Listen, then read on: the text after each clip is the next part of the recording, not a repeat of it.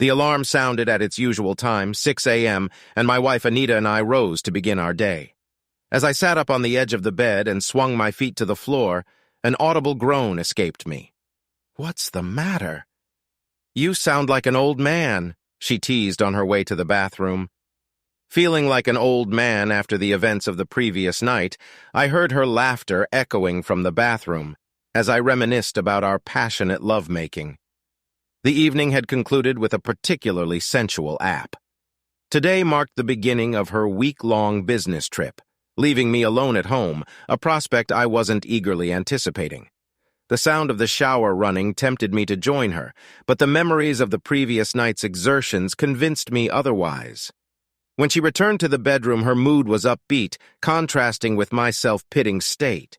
She encouraged me to rise and start the day, saying, "Come on, old man, get up and get going. We need 2 breadwinners to pay the mortgage on this place." With a nod, I replied, "All right, I'm moving," and stumbled into the bathroom to begin my morning routine. Later, we gathered downstairs for breakfast before she departed for the airport, and I made my way to work. Anita, an attorney, and I both worked at a medium-sized manufacturing plant in St. Louis.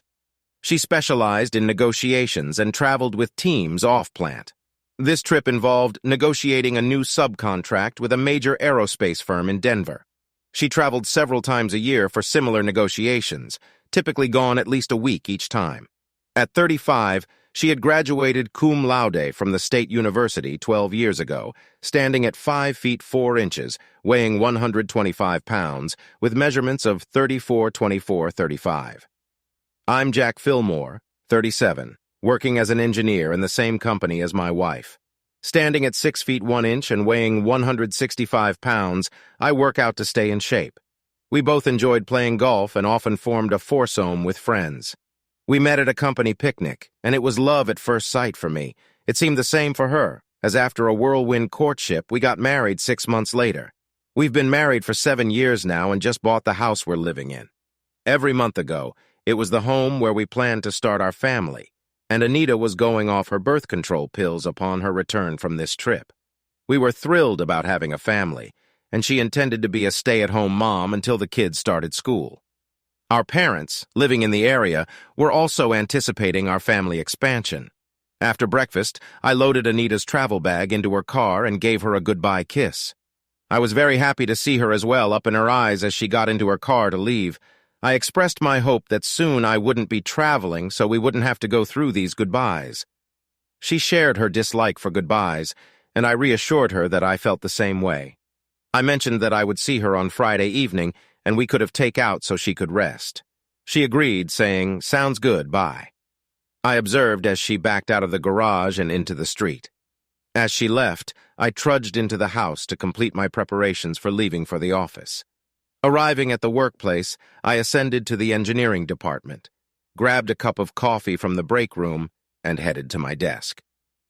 Barely settling in, my phone rang. I identified myself to the caller as Phil Moore. My boss, Evan, asked me to come into his office. I agreed, picked up my coffee, and made my way to his office. Evan mentioned that he recalled me mentioning last Friday that Anita would be traveling this week. He then presented an opportunity. Gil Hawkins, our field service engineer in California, was sick and unable to handle a problem a customer in San Jose was having with one of our models. Given my experience with that model, Evan asked if I would like to head out to San Jose and check it out. I agreed, stating that there wasn't much happening at the office, and I was batching it this week. Evan instructed me to get Kathy to arrange my reservations and tickets and to call the customer to let them know I was coming and find out the problem. Feeling more enthusiastic about life, I stopped by Evan's secretary, Kathy's desk, and informed her about my flight and reservation needs. Later, I called the customer from my desk to understand their problem before heading home to pack. On the way home, a plan formed in my mind. If I finished quickly, I could surprise my wife with a stop in Denver on my way home. The thought of spending a couple of days with her in Denver was becoming increasingly exciting. While waiting for my flight at the airport, I attempted to call Anita's cell phone, but she didn't answer. So I left a voicemail indicating I'd be staying at my folks for a couple of days, and to reach me on my cell during the evenings. Everything worked out fine. I was at the customer's location Tuesday morning, made the necessary equipment adjustments, and had it checked out and running satisfactorily by the afternoon. Returning to my hotel, I called the airline and secured a flight that would get me to Denver at 9 p.m. Mountain Time. Checking out of the hotel in San Jose, I headed to the airport in San Francisco, where I had dinner. While eating, Anita called me on my cell and we chatted for a few minutes. She inquired about my folks, and I responded as though I were at their house. We mentioned that negotiations were progressing, but she was tired and planned a quiet evening in her hotel room. We bid our goodbyes with expressions of love, and after eating, I boarded my 9:45 p.m. flight. I checked in at the desk at Anita's suite hotel, and after verifying my identity, they provided me with a card for entry to her suite. Entering her suite quietly, I noticed a lamp illuminating the computer table, and her laptop was on it, closed. However, there was no sign of Anita. I placed my suitcase down and checked the bedroom and bathroom, finding them empty. I thought to myself that she probably hadn't returned to her room yet. I decided to sit down and wait, or perhaps go down and check the lounge to see if she was there. I then observed that the door to the adjacent room was slightly open. Approaching it, the door swung open silently on well-lubricated hinges. Following the living room in the adjoining suite, I found no one. Perplexed, I entered the room and suddenly heard a groan emanating from the bedroom. My gut tightened, and I broke into a sweat as I quietly approached the bedroom door. Although my heart may not have ceased, my breath certainly did. Witnessing the scene in the dimly lit room, Anita was unclouded, facing me, engaged with a man whose face remained unseen. My initial urge was to burst in, confront her, and confront the man, but reason prevailed over my emotions. Slowly backing away from the door, I returned to her suite. Retrieving the digital camera from my travel bag, brought along for souvenir pictures, I returned to the other bedroom door. Turning off the flash and adjusting the camera for dim light photos, I calmly captured several images of the bed scene without their awareness. They were so engrossed in their activities that their eyes remained closed, oblivious to their surroundings. Before heading back to her suite, I examined an open briefcase on the table, finding a business card with the name Sam Harris, the chief negotiator for our company. I pocketed the card. Back in her suite, I utilized a camera-computer interface cable I had with me to connect the camera to her laptop. Since our laptops had the same photo program, I easily downloaded a picture from my camera and set it as her desktop background. I then packed my camera into my travel bag and left her suite quietly. Before departing, I heard her cry out in climax. I nearly broke down right there, but pressed on towards the elevator. After returning the entry card to the desk, I contacted the airline to inquire about the next flight back to St. Louis. Luckily, a 6:30 a.m. flight was available, promising a 9:30 a.m. arrival home. With some luck, I calculated this would coincide with the time Anita would be opening her laptop at the negotiating table. She would then realize she had been caught, signaling the end of our marriage. Returning to the airport, I checked into a nearby motel where sleep eluded me.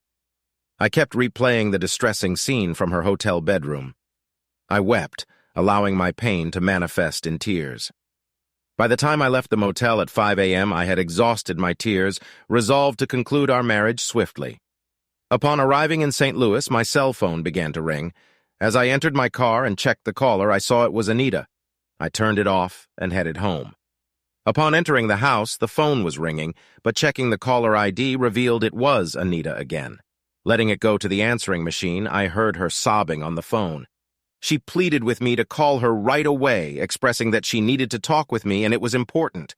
I ignored her tearful plea, changed my clothes, rented a U-Haul, and returned home to start packing. If my calculations were correct, she would arrive around 4 p.m., and I aimed to be out of the house by then. It took a couple of hours, but I successfully moved all my personal belongings to a rental storage unit. Before packing, I contacted our lawyer and scheduled an appointment for that afternoon. After unloading my belongings at the storage unit, I met with our lawyer and requested the initiation of divorce proceedings. While tempted to cite infidelity as the cause, I opted for incompatibility, reserving the infidelity accusation in case she contested the divorce. I also requested him to draft a new will, designating my brother as a beneficiary. Making a stop at the bank, I moved half of our savings and checking balance to new accounts solely in my name. Subsequently, I contacted my investment advisor to perform a similar transfer for our accounts with him. With a heavy heart, I drove to my parents' house, carrying my suitcase with me. I entered through the open door, and my mother, spotting me first, exclaimed loudly, "Jack, where have you been? Anita has been calling here several times looking for you. Did you inform her that you were staying here?" My retired father joined us, and I sat down to explain everything to them. They were astonished when I revealed Anita's infidelity and the end of our marriage. I inquired if I could stay with them for a few days until I found a furnished apartment, and they agreed. My calculations seemed fairly accurate because around 6 p.m. as we were sitting down to eat, the doorbell rang. My dad answered it, and a moment later he returned with Anita, looking visibly distressed. She questioned why I hadn't answered her calls, expressing the need to talk. She noted that I had moved all my stuff out of the house and assumed the message left on my desktop would provide the necessary information. I responded, expressing my fear that it was her and suggesting that we go somewhere to talk. I firmly stated that I was no longer her sweetheart and had nothing to discuss. Divorce proceedings had already begun, and anything that needed to be conveyed could go through our lawyers. I explained that what I witnessed in Denver had destroyed any feelings I had for her and requested her to leave so I could finish my dinner. She pleaded, and I reiterated that there was nothing to talk about without addressing the infidelity. I mentioned having pictures and that I planned to confront her lover Sam the following day. She tearfully insisted on talking. I responded, suggesting that she leave as my dinner was getting cold. I proposed that she write me a letter, articulating how she could rationalize breaking her wedding vows. I assumed that as a smart lawyer, she could explain how it was all my fault, and that she could still love and respect me very much. With a sob, she turned away. Before reaching the door, she turned back and pleaded again. I said goodbye, and after she left, still crying, my parents remained stunned. My mom commented on the harshness of my response. I retorted, sharing the harsh reality of her actions and my inability to trust her again. I questioned whether she wanted me to give her grandchildren from a woman like that. My dad suggested that with time, my perspective might change. I replied, expressing doubt and suggesting we talk about something else so I could digest my food. That Monday morning when I left home, I was feeling sorry for myself having to leave Jack, but I thought how wonderful it would be when I got back, and we could start our family. We'd waited this long to make sure we were set financially and career-wise to begin being parents. Now everything was almost in place. The journey to Denver was uneventful. I sat next to Sam Harris, our chief negotiator, and we briefly discussed the upcoming negotiations and our families. Sam, who had been married for 20 years with 2 high school-aged children, knew that I planned to quit work upon pregnancy, and he expressed that he would miss me. Sam and I, a negotiating team since before my marriage, had a comfortable rapport. The other 2 team members conversed behind us. Upon reaching the Denver hotel, we checked into our rooms with Sam and I opting for adjoining rooms as usual. Originally intended for late-night strategy sessions, this arrangement evolved about 10 years ago when our relationship took a physical turn. We convinced ourselves that it was a stress relief mechanism after challenging negotiations, and at the time, we considered it not cheating on his wife if it contributed to our professional collaboration. After Jack and I got married, I refrained for a couple of years due to guilt. However, during an especially demanding negotiation, Sam proposed resuming our arrangement to relieve stress, and I reluctantly agreed.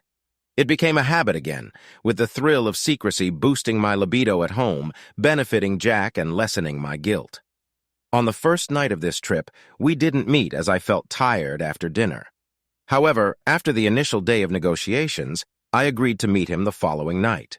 The next morning, upon opening my laptop, I was shocked by what I saw on the screen. Sam, sitting next to me, quickly closed the lid and we took the laptop to the hallway. He was furious, demanding to know what kind of content I had on my desktop. I responded that I didn't know and explained that it wasn't there the last time I used it. Still in shock, I suggested checking it again. Upon reopening it, we both looked at the picture, and Sam exclaimed that it was me. I questioned how it could be me, but he insisted, adding that it was probably him under me, although my face couldn't be seen. I asked if he had left the laptop unattended at any point the previous day. He denied it, saying that it was with him during the trip and in his suite while he was in mine. I wondered if anyone could have accessed my room with a camera, but he didn't think so, stating that the door was closed and he assumed it was locked. I advised him to get back to the hotel and check if anyone had been given access to his room the previous night. I assured him that I would handle things on my end and asked him to reach Jack to find out where he was last night. He expressed doubt, saying it couldn't have been Jack as he spoke with him at his folks' place. I asked if he had called Jack on his parents' phone, to which he replied that Jack had asked him to call on his cell phone. Worried about the situation, I mentioned that I didn't like the sound of it, as Jack could have been anywhere during their conversation. I instructed him to call me on my cell if he found out anything, and urged him to do whatever he could to manage the fallout from this. I told him to take a cab back to the hotel and said goodbye. Feeling anxious, I considered the possibility that Jack had taken the picture and placed it on my laptop. It seemed like a message that our marriage was over. I needed to return to the hotel to gather information. The receptionist arranged a cab, and 15 minutes later I was back, checking the front desk to see if anyone accessed my suite. The clerk confirmed that a Mr. Jack Fillmore received a card at 9:45 the previous evening, returned half an hour later. At that moment, I knew my marriage was likely over. The man I loved more than anything had disappeared. Despite the heartbreak, I felt compelled to fight for him. Entering my suite, I immediately tried to reach him on his cell and at work. No answer on his cell, it had been turned off. Leaving an important voice message, he called me back soon. His work secretary informed me he was on a business trip to California, expected back tomorrow. That was it. He had gone to California and stopped on his way back to surprise me. I guess we were both surprised. Calling his folks, they hadn't seen him for several days. I asked them to have him call me. No answer at home, but I left a message there too. Alone in the suite, I cried, realizing I had no way to talk to him unless I went home. So I picked up the phone, made reservations for the next flight to St. Louis, and after packing, I informed Sam of the situation. He was quiet before speaking. Sam mentioned that it seemed we were both facing divorce or worse.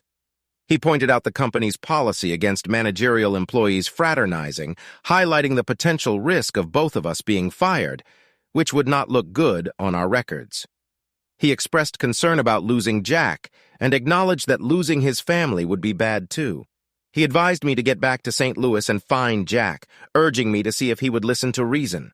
He informed me that he had made reservations for a flight leaving at noon, scheduled to be back by 4:30. For his sake, he emphasized the importance of finding Jack and talking to him. Sam mentioned that he would let me know how it goes, and explained that he had to stay there until negotiations were finished. He assured me that he would be waiting to hear from me. He said our goodbyes. Picking up my bag and laptop, I hurried down to the lobby, checked out, and took the hotel limo to the airport. Praying all the way back to St. Louis, I hoped to get Jack to talk to me. I had to explain it was just closeness and did not affect him at all. I had to stake everything on the hope that he could be unemotional about my infidelity and accept it for what it was. Nothing but meaningless closeness. Getting back home, nothing seemed out of place at first. However, entering our bedroom and finding all his belongings gone made me realize he knew and had left me. I had to find him. After many fruitless phone calls, I decided to go to his folks' house to see if he was there or if they had an idea where he was. He was at his folks, and the reception I received from him made me nauseous in its unfeeling brutality. He informed me he was in the process of filing for divorce, had no desire to talk, and nothing I could say would change his mind. After sarcastically suggesting I write a long letter explaining my position, I left and sat in my car, crying. The family we had planned would never happen. Growing old together and enjoying grandchildren together felt like an unattainable dream. From a selfish viewpoint, what grieved me even more was the thought that by the time I found another husband, I might be too old to conceive. Eventually, I started the car and returned to our vacant house. Following a restless night haunted by visions of Anita and Sam together, I rose early and descended to my folks' home, brewing coffee. Retrieving my laptop and camera, I proceeded to download the camera pictures into the computer, aiming to identify Sam. Following the pictures, Sam's face remained unclear. However, I noticed something on his right arm reaching towards Anita's chest. Upon closer inspection, I identified a tattoo, a heart with the word Marie on it. Sam's wife was Marie, that's all I needed. I returned upstairs, showered, and prepared for work. When I came back down, my mother was up, preparing breakfast. Later at work, I burned a couple of CDs with the pictures I had taken and a blow-up of Sam's tattoo. I printed several sets and organized them in a folder before walking to our Human Resources department. I requested to see the manager, Phil, whom I knew from golf outings. Placing a set of pictures in front of him, I explained that the images might appear inappropriate, but they depicted my wife and Sam Harris. The date and time on them confirmed they were taken Tuesday evening in Sam's hotel suite in Denver during a company negotiation trip. Phil seemed visibly shocked and inquired about what he could do. I responded, suggesting that he could terminate both of them for cause under the anti-fraudernization clause in their contract with the company. I pointed out that this clause had never been enforced before and questioned whether he was sure about pursuing this course of action. I mentioned that it would bring the affair out in the open and assumed that he was considering divorcing Anita over the matter. I informed him that I already had my lawyer drawing up the papers, but if he chose not to pursue it, I would bring suit against the company. Phil agreed, stating that he would take the matter to the legal department and get the ball rolling. He then prompted me to continue with the next point of discussion. I went in to see my boss, Evan, to inform him about the situation. He was appropriately horrified at what I had to tell him about my wife and Sam Harris when I requested the rest of the week off as vacation time, and he readily agreed. In parting, he congratulated me on a job well done. During my trip to California, the customer praised the quick resolution of their problem and requested if I would consider taking over the California territory, given the current field engineer's retirement due to ill health. I mentioned that I'd consider it and provide an answer upon my return to work the following week.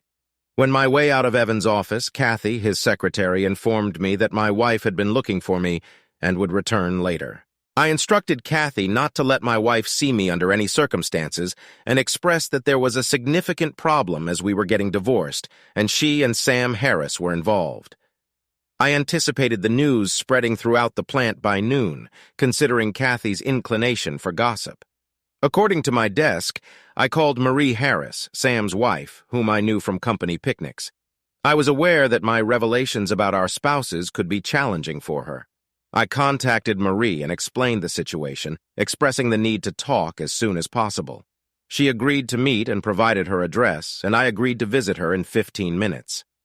Upon arriving at the Harris, I felt a sense of dread about disclosing the situation to Marie and her family. However, I believed Sam should face consequences, and Anita should not bear the entire fallout. Marie greeted me, offering coffee, which I accepted. I decided to get straight to the point.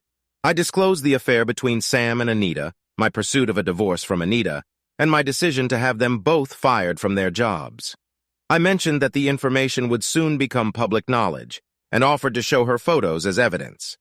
During her face, I was surprised at the lack of a significant reaction. Marie shared that she had suspected Sam's infidelity during company trips for years, but hoped it wasn't true. She acknowledged Sam's previous role as a loving husband and father.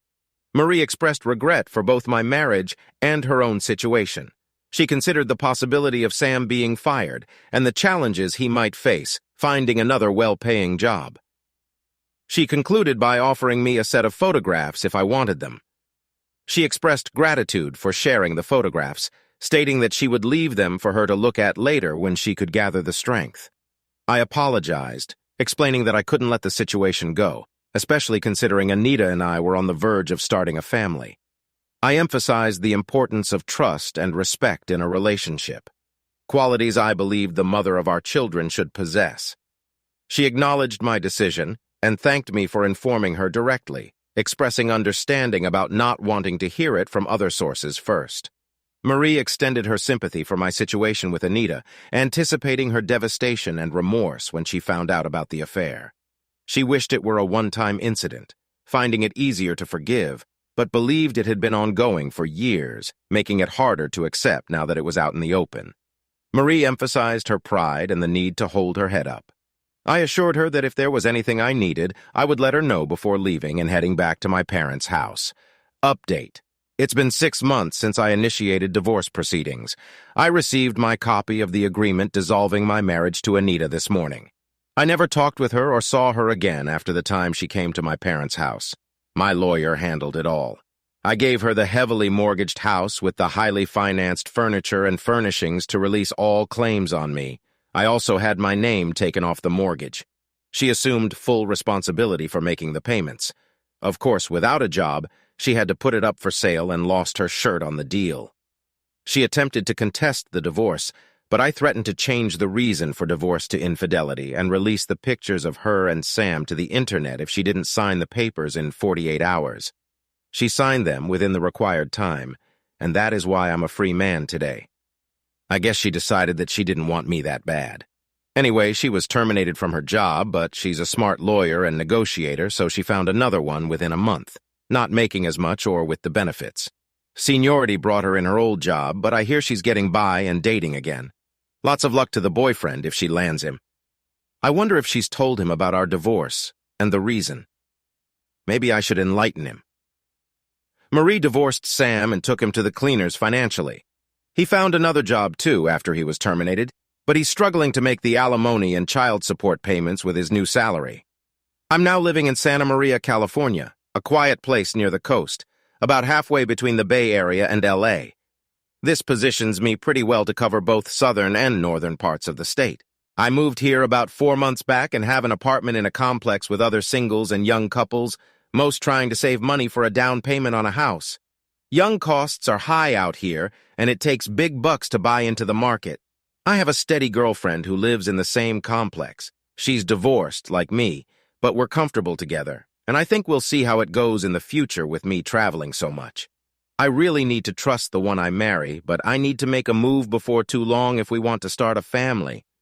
Biological clocks keep on ticking,